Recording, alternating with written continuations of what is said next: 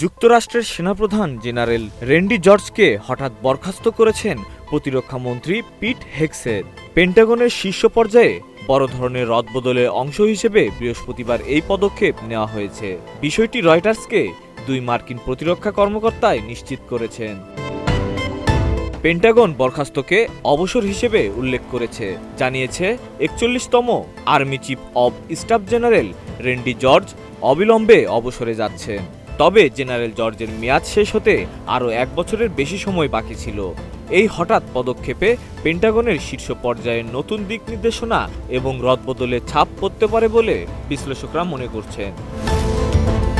এক বিবৃতিতে Pentagon general জর্জের কয়েক দশকের সেবার জন্য কৃতজ্ঞতা প্রকাশ করেছে এবং বলেছেন, আমরা তার অবসর জীবনের জন্য শুভকামনা জানাই।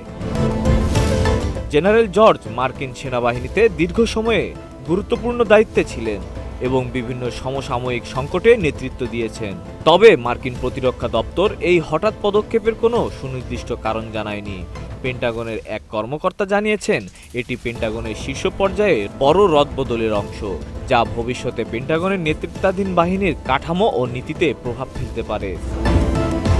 বিশ্লেষকরা মনে করছেন, এই রদবদল সেনাবাহিনীর শীর্ষ নেতৃত্বে নতুন নেতৃত্বের সুযোগ সৃষ্টি করতে পারে এবং পেন্টাগনের দৃষ্টিকোণ থেকে দীর্ঘমেয়াদী কৌশলগত পরিকল্পনাকে শক্তিশালী করবে।